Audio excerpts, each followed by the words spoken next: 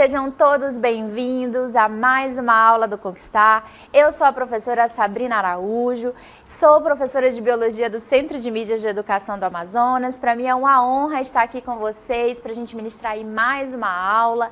E olha só, antes da gente começar aí o detalhamento do conteúdo da nossa aula, eu convido vocês a seguirem nas nossas redes sociais. Olha ali, ó, segue direitinho, conquistar.seducam.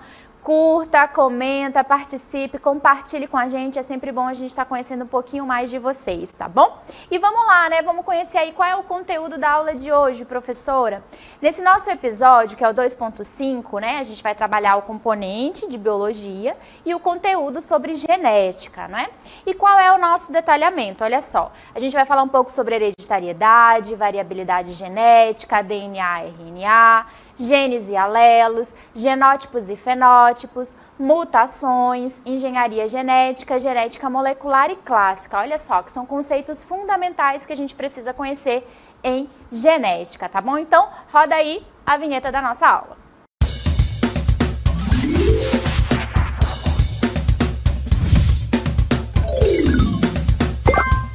E iniciando, olha só, a gente já tem aí um raciocínio lógico. E o que é importante, professora, a gente compreender nesse raciocínio lógico?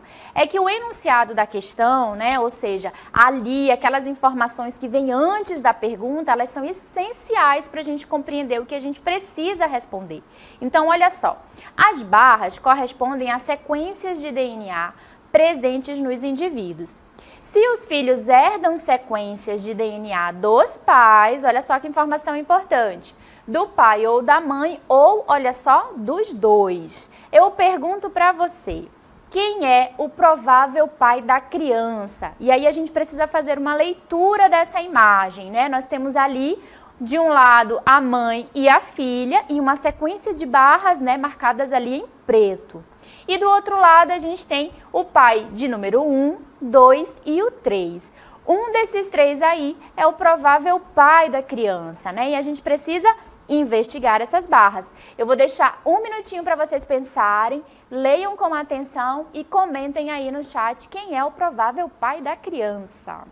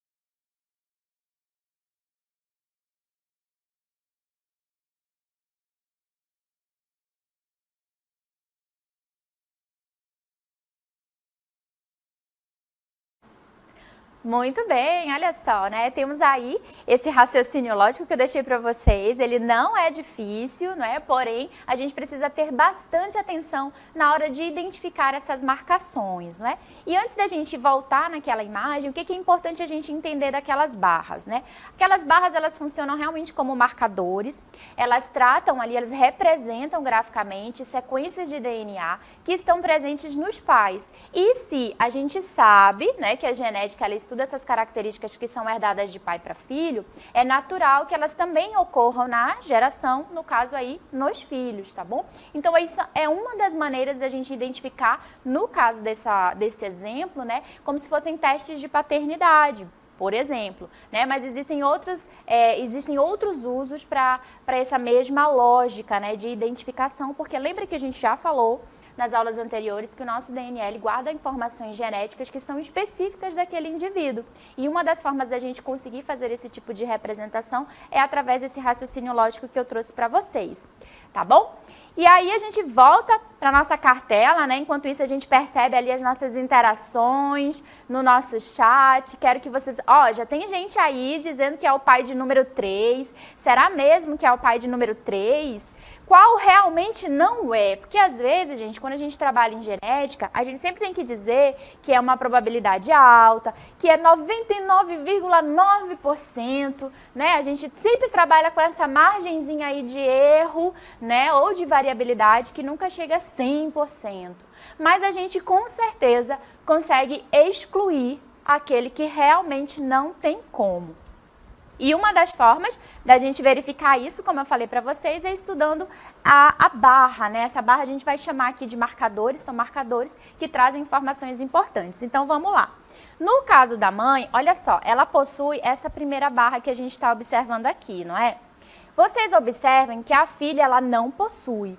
Se a mãe possui, mas a filha não possui, ela provavelmente herdou essa característica de um dos pais, o fato de não possuir esse marcador.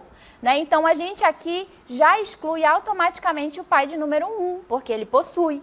Então, se o pai número 1, suspeito número 1 e a mãe possuem, obrigatoriamente a filha deveria possuir. Mas como ela não possui, a gente vai, olha só, pai número 2 e o número 3. Analisando essa segunda característica aqui, perdão, essa segunda marcação, que é essa barra aqui, da filha, a gente observa que a mãe não possui, mas os dois pais, olha só, possuem, que a gente está observando aqui. Então, ainda não conseguimos excluir nenhum nem outro. Nessa outra barra, a gente também observa a presença na filha e presença na mãe. E a gente observa, olha só que legal, a presença no pai de número 2. Mas como ela pode ter dado da mãe, não necessariamente do pai, a gente ainda não consegue excluir o pai de número 3. E a gente tem uma sequência aqui onde não tem, mas olha só a característica importante. Essa barrinha, ela está presente na mãe e ela não está presente na filha. Então, significa dizer que ela não tem como, né, herdar essa característica, porque se ela tiver no pai e na mãe, necessariamente ela seria obrigada a ter. E a gente percebe que o pai de número 3, olha só, ele possui. E o pai de número 2 não possui. Então, significa dizer que a gente refuta aqui o pai de número 3, porque se a mãe tem e o pai tem, ela obrigatoriamente teria. Mas como ela não tem, ela herdou provavelmente do pai de número 2 e ele aí assume, né, para esta questão, para esse tipo de raciocínio lógico, a maior probabilidade de ser o pai da criança. Gostaram do nosso raciocínio lógico? Olha só como é interessante. Olha só também como o enunciado da questão, as imagens, elas trazem importantes informações para a gente resolver a questão. Você poderia nem saber de sequenciamento genético, de eletroforese, de alguns conceitos como marcação, sonda, mas o fato de analisar ali as barras você consegue compreender e responder, tá bom? E a gente vai agora para o nosso conteúdo, presta atenção. Muito bem, olha só, e começando aí, falando um pouquinho de genética, né, a gente vai conversar sobre o que é então a genética, professora. A genética, ela é uma área da biologia, né, um campo de estudo da biologia, que trata do estudo dos mecanismos de hereditariedade, ou seja, da herança biológica. Por quê? A gente tem dentro da biologia diversas áreas, né? E uma que se dedica justamente a compreender essas características que são herdadas de pai para filho a cada geração, né? É um foco de estudo da genética. E para isso, né, a gente precisa compreender alguns conceitos básicos, né? Lembrando que na biologia, normalmente a gente não aprende os conceitos isoladamente, né? Eles têm ali interligações com outros conceitos, outros ramos. Não significa dizer que a genética é uma área isolada, mas ela por si só traz alguns conceitos, alguns termos que são básicos para a gente compreender. E o primeiro deles, olha só, é o que a gente chama de células haploides. Professora, por que é importante a gente estudar as células haploides? Por quê? Normalmente, elas são caracterizadas por um número N, tá? E elas possuem apenas um conjunto de cromossomos e elas são encontradas, né, necessariamente ali nas células sexuais ou nos gametas, que a gente pode chamar aí, né, de espermatozoides e óvulos. E por que ela é importante? Porque no momento da fecundação, você tem a união de espermatozoide e óvulo, então a gente tem ali um momento crucial para a genética. É onde tem ali a mistura daquela carga genética que é herdada dos pais, né, dos genitores. E aí a gente tem como consequência a formação de uma célula que carrega agora o dobro de cromossomos, que é o que a gente tem aí, ó, de células diploides. Essas células diploides, elas são conhecidas como 2N e elas possuem esse conjunto gênico que a gente herda de pai e de mãe. E é importante a gente compreender por quê. Essas células, elas são células que a gente chama de células somáticas e elas trazem ali todas as características que a gente vai ter no nosso conjunto gênico, que a gente chama de genótipo, e aquilo que é expresso e também é interação com o meio ambiente, que a gente chama de fenótipo, né? Então, da união dessas células ali, né, até a formação de um indivíduo, né, ali multicelular, diploide, a gente tem o que a gente chama, né, de células diploide e essa mistura, literalmente uma mistura, né, de genes, cromossomos, a gente tem ali as características que são herdáveis, tá bom? E por falar em cromossomos, células diploides e haploides, a gente não pode esquecer de falar do nosso cromossomo. E olha só aí na nossa cartela, né? Os cromossomos, eles são DNA sim, tá bom, gente? E a gente não pode esquecer disso, porque parece que cromossomo é algo que é diferente de DNA. Mas ele não é. Ele é um DNA numa conformação especial. Ele é um DNA que traz ali proteínas associadas, ela está numa conformação, né, mais espiralada, condensada. E olha só, gente, não é todo tempo que o DNA ele fica nesse formato aqui de cromossomo. Isso só acontece em eventos especiais, quando a célula precisa formar seus gametas, um processo que a gente chama de meiose, ou então quando ela precisa, né, ali ter crescimento celular, regeneração, com os processos de mitose. Então, a célula, na maior parte do tempo, tá bom? Ela está nessa condição onde o DNA se encontra numa forma filamentosa. E no momento em que a gente, lembra que o DNA tem uma fita dupla? No momento que a gente traz um recorte aqui, ó, de um filamento, a gente encontra aqui as bases nitrogenadas, né? Perdão, os nucleotídeos. E esses nucleotídeos aqui, gente, é que trazem aquela informação que é importante para a gente expressar geneticamente. Então, a gente tem aqui os cromossomos como uma condição de um DNA condensado, expirado, que se forma em condições especiais. E o estudo deles, olha só, traz outros conceitos que a gente trabalha em genética também. E a gente traz agora o conceito de cromossomos homólogos. Olha só, nos cromossomos homólogos, a gente tem um par de cromossomos que são herdados do espermatozoide e do óvulo. Lembra que eu falei para vocês que no momento da fecundação a gente tem a união do material genético que é do pai e da mãe? Pois bem, então se eu tenho um cromossomo de número 1 no espermatozoide, eu vou ter um cromossomo correspondente também de número 1, vamos assim identificá-los, no óvulo. E a união deles, não digo a união porque eles não vão se fundir, tá bom, gente? Mas eles trazem ali as informações que são expressas que a gente vai observar na nossa imagem. Olha só, os cromossomos homólogos, a gente vai fazer uma diferenciação, né? Aquele que a gente herdou do pai, eu trago para vocês aqui em azul. E o que a gente herdou da mãe, eu trago ele aqui em vermelho, tá bom? Por que eles são homólogos? Porque eles possuem o mesmo comprimento, mesmo posicionamento, olha só, do centrômero, que é uma constrição primária, onde a gente percebe ali, né, marcado aqui, identificado com essa bolinha amarela.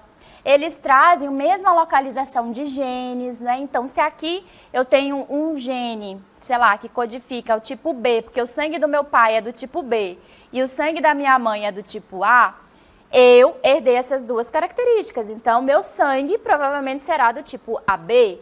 Então, é uma das formas da gente também reconhecer a importância desses cromossomos homólogos e o estudo deles. Eles possuem regiões ali, né, de mesma localização de gene e a expressão desse gene traz as características que você herda, tá bom?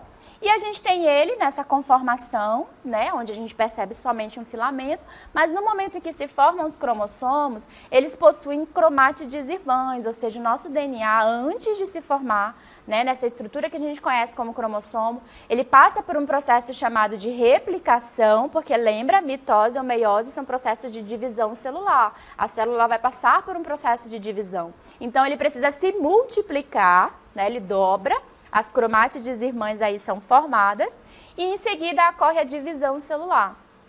E a gente tem aqui a posição, né, as cromátides irmãs, porque primeiramente ele passa por esse processo de replicação antes de acontecer a divisão celular, tanto do processo de meiose quanto de mitose. A diferença de meiose para mitose está justamente aí que na meiose a gente tem a formação dos gametas e esses gametas, né, eles passam ali por um processo chamado de crossing over, onde há ali a variabilidade genética, fazendo com que cada espermatozoide que seja formado e cada óvulo tenha uma constituição genética diferenciada. Senão, a cada gestação, a mãe, que tem ali o mesmo pai, teria sempre os filhos iguais. E isso não acontece. A gente pode ser muito parecido, ou a gente pode ser até parecido com os avós, com os tios, não é? Porque tem ali uma certa descendência, a gente compartilha ali genes em comuns, mas a gente não vai ser igual, exceto os gêmeos idênticos, tá bom?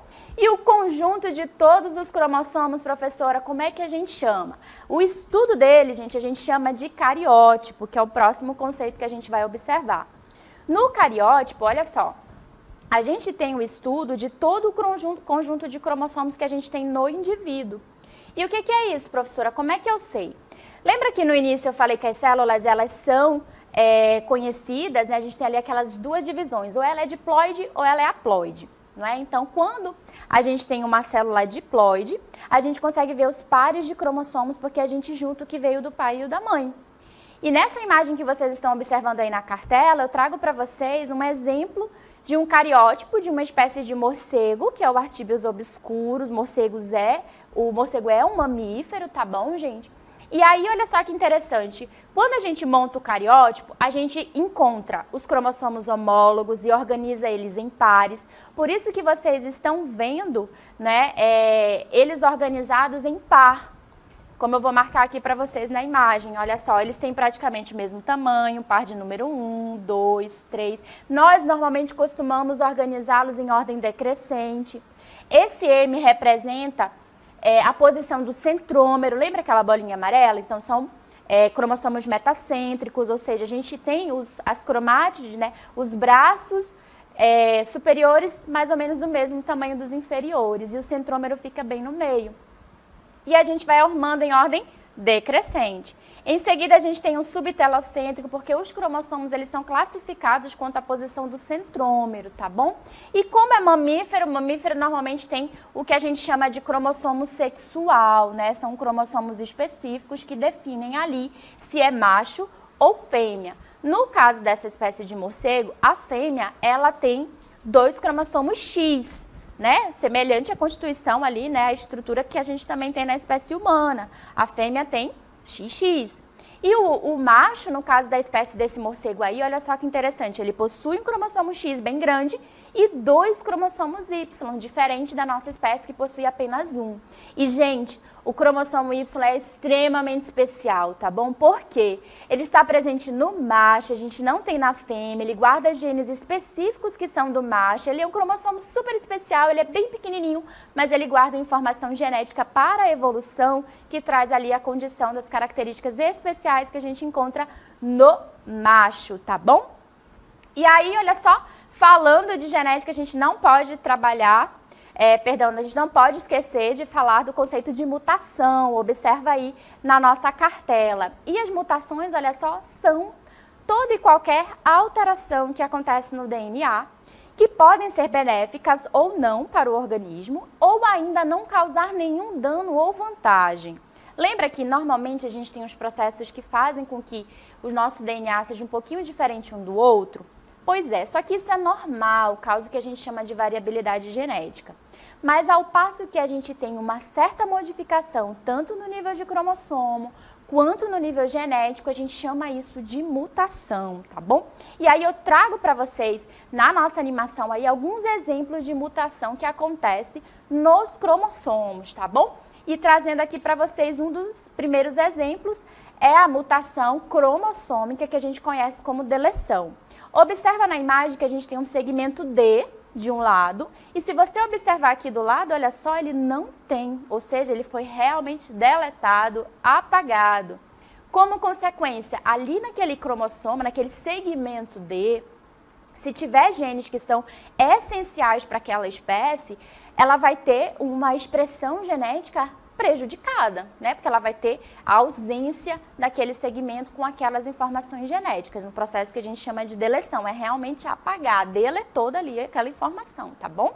Percebe que ainda existe o cromossomo, mas ele perdeu um pedaço, tá bom? Isso é o que a gente chama de mutações cromossômicas estruturais. Avançando um pouquinho, a gente tem um outro exemplo, olha só, que é o de duplicação, quando na verdade parte do segmento ele é duplicado. Então a gente tem ali o segmento CD, que nesse cromossomo aqui, olha só, ele possui 2 vezes o mesmo segmento, tá bom? Fazendo com que ele tenha um tamanho, olha só, um pouco maior. Temos um outro exemplo que acontece também, que é inversão. Olha só, aqui a gente não tem perda de constituição genética, porém o posicionamento daquele segmento no cromossomo, ele é diferenciado, né? Então a gente tem BCD de um lado e aqui, olha só, DCB. A gente não tem perda de constituição genética, porém a localização deles, né, desses genes, naquele cromossomo, a gente percebe que tem ali locais diferentes. Isso é importante no momento que a gente junta o cromossomo que a gente herda do pai e da mãe, né, ali a gente vai ter posicionamentos diferentes, né? Então, querendo ou não, pode ser que traga ali algum prejuízo. E temos também, olha só, além da inversão, a translocação.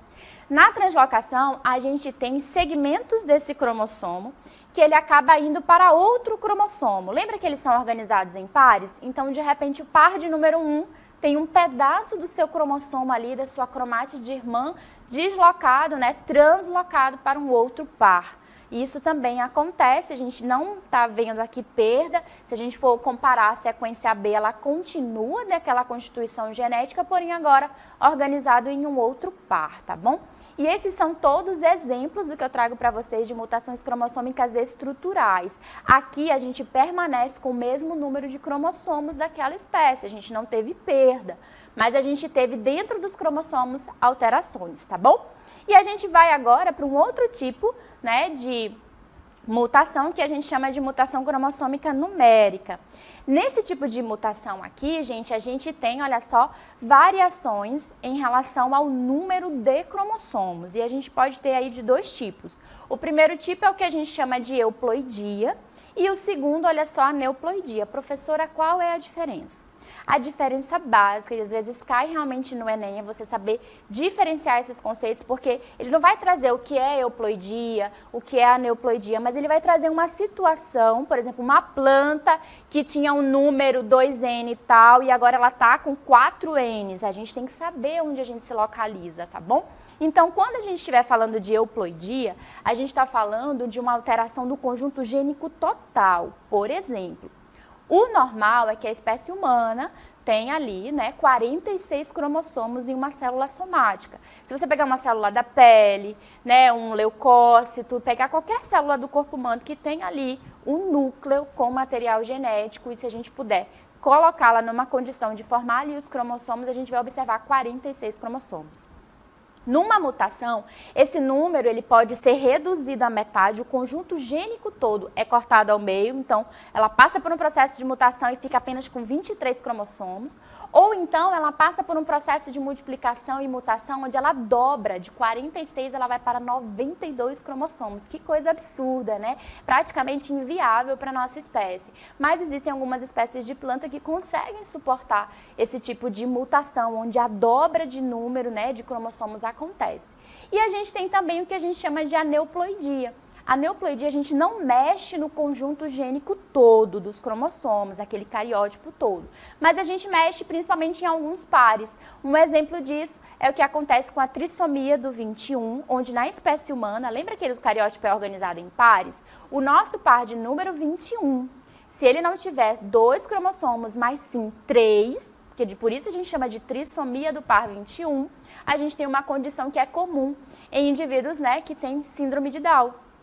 E aí a gente percebe que a gente tem 46 cromossomos mais 1, e não a dobra de todos esses cromossomos, tá bom? Então, vamos a compreender essa diferenciação e todas essas mudanças, a gente tem aí o que a gente chama de mutação, tá bom?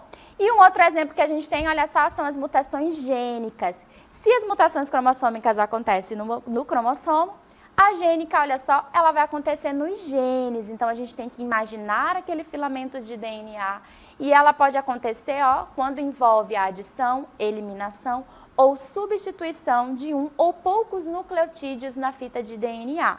Então, se a gente abrir a fita de DNA, lembra que no momento de transcrição, tradução, a gente observa ali que temos, não é, a cada 3 nucleotídeos, a codificação de um aminoácido. Então, quando a gente muda algum daqueles nucleotídeos, a gente pode ter ali a indicação de um outro aminoácido e a expressão gênica começar bem diferenciada. Pode ser que a gente perceba isso, né, uma mutação que acontece, mas pode ser que não aconteça, que aconteça essa mutação e seja imperceptível, como a gente viu no conceito anterior. Mas qualquer mutação, nesse caso a nível de gene, a gente tem o que a gente chama de mutação genética, e quando é nos cromossomos, a gente tem a mutação cromossômica, que pode ser do tipo estrutural ou do tipo ali, né, onde a gente mexe todo o conjunto gênico dos cromossomos. E aí eu volto para vocês, gente, para nossa perguntinha de hoje. Olha só, a nossa questão subjetiva. Trago para vocês aí, olha só, quais as vantagens então da mutação, professora? O que de fato é, né, que a gente pode observar, o que tem ali nas mutações que fazem, né, com que a gente consiga perceber uma certa vantagem, tá bom? Então, coloco aí, pensem bem, depois de tudo que a gente colocou, né, falando um pouco de mutações e tudo mais, o que vocês acham? Será que as mutações realmente elas trazem alguma vantagem? Ou é só coisa ruim? Por que é importante ter, tá bom? Então, observem bem quais são essas vantagens. Conseguiram pensar? Revisem tudo aquilo que eu falei na aula e fica fácil, né? Porque agora a gente vai para o nosso gabarito. Dá uma olhadinha. No nosso gabarito, olha só, gente, anotem, tá bom? Ela pode garantir variabilidade genética, ou seja, possibilitar que indivíduos apresentem DNAs diferentes. As mutações são consideradas um ponto importante para o processo de evolução dos seres vivos. Lembra que eu falei para vocês que no caso da genética, é um ramo da biologia que é estudado, né? Porém, ela também se comunica com outras áreas. E uma área importante que a gente traz aqui é a de evolução. Porque, olha só, imaginamos que a gente teve aqui recentemente, a gente ainda está em período pandêmico, né, de Covid. Você percebe que existem pessoas que possuem a chance de desenvolver sintomas graves e algumas pessoas que não. Parte disso, não somente isso, existem outros fatores, mas também pode ser condicionado porque as pessoas apresentam constituições diferentes, né? Mesmo que uma diferença pequena, que faz com que indivíduos consigam ser afetados e outros não. E isso é importante para a evolução, porque imagina que somente seres que não são afetados consigam sobreviver naquela população. Ela passa para os seus descendentes e ao longo do tempo essa característica. E essas mudanças que acontecem nos organismos ao longo do tempo a gente estuda na evolução. Mas essas mudanças que acontecem na genética, a gente estuda dentro da mutação e ela pode sim contribuir para que os seres vivos sejam diferentes, como nós somos, tá bom? Mas que isso também tenha um impacto principalmente para as gerações futuras também. Tá tudo bem? Então a gente vai agora, olha só, explicamos um pouquinho sobre alguns conceitos de genética e eu quero que você saia daqui, primeiro, pegando o livro de biologia, revisitando as nossas aulas para seguir o nosso cronograma de estudo. Observa aí.